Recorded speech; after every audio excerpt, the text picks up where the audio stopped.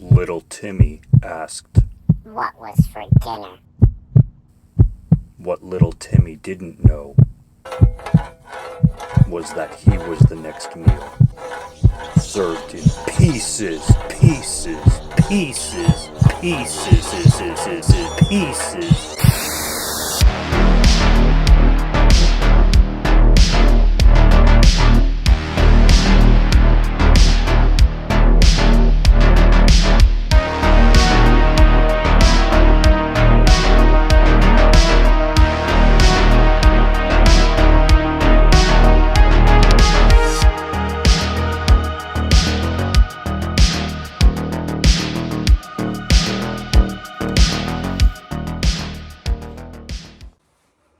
What's up, guys? Welcome to 31 Days of Horror. I'm Morgan Film Fan. This is day 15. Let's jump into some scares. Pieces was released in 1982, and this is one of the most underground and memorable, for horror fans anyway, slashers of the early 80s. This takes total inspiration from all of the classic slashers that came out in that era. And this is a Spanish production. It's a really cool grindhouse release.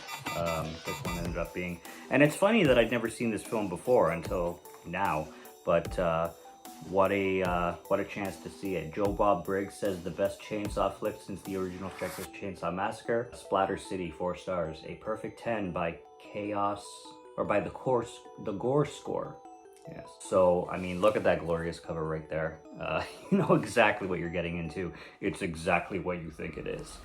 It absolutely is exactly what you think it is. You have this opening where this kid is putting together a puzzle, and the puzzle is erotic and not made for children, let's just put it that way. And this kid's like 10 years old. So he's putting together, it's obviously a naked woman, full frontal, and he's putting this puzzle together, and then his mother comes in. His mother is a little bit overprotective and very much against the disgusting and wicked ways of, you know, that kind of material. So she gets very upset about this and starts, you know, totally abusing the kid.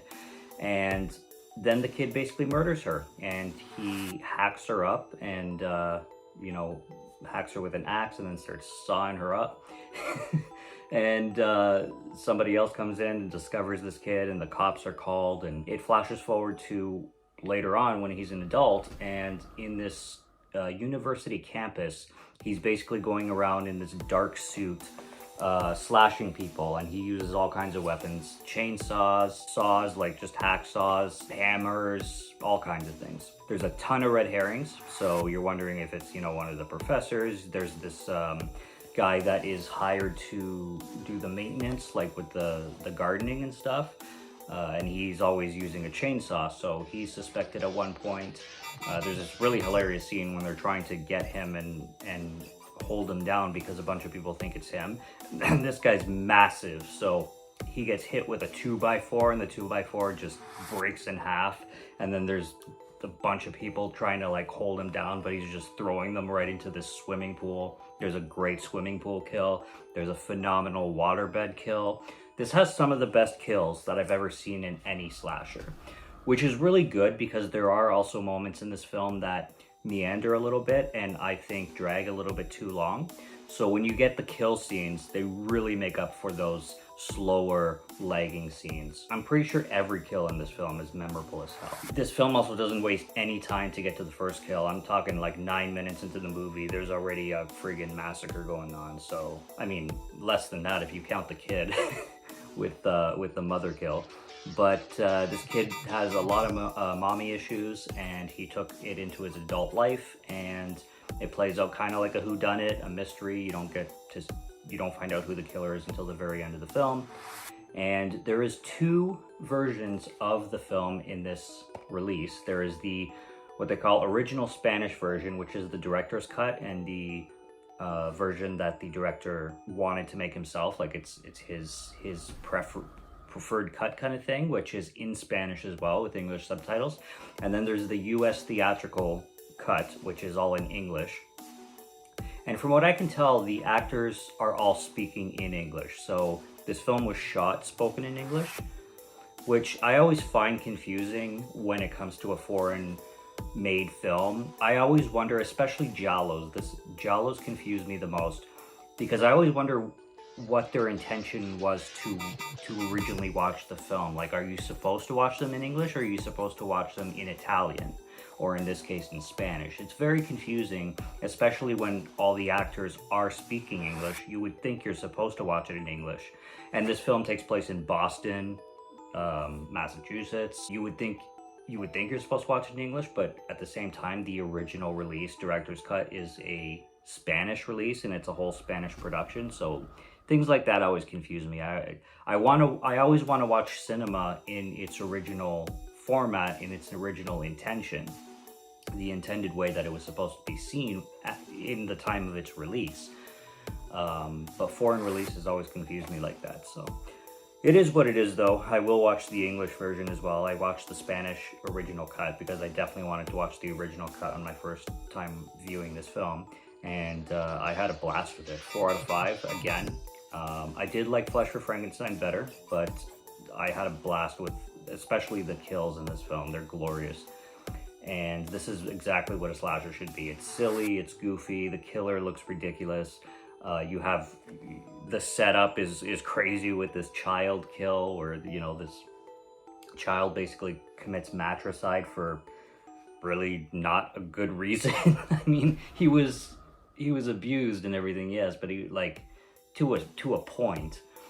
But basically, he was just caught putting a pornographic puzzle together, and then he decided to slash his mother over that. So, just crazy cheese. You're dealing with all these university kids, so, you know, you get like sleaze, you get trashy dialogue, it's a really trashy film at the end of the day, and I mean that in the best of ways. So, great watch for 31 Days of Horror. It's a beautiful slasher, and it's a classic for a reason. And I've heard a lot about this film, but I did not get a chance to watch it until now. Always better late than never. There's the scene where the gardener is stroking the chainsaw like a phallic object. Very strange.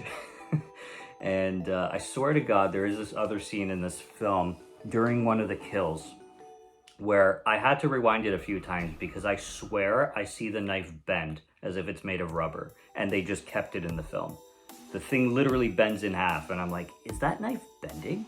I had to watch it a couple times, and I swear the knife was bending, and they used a rubber knife, which makes sense, but I figured they would cut the scene if the killer is stabbing it into the woman and it just bends in half.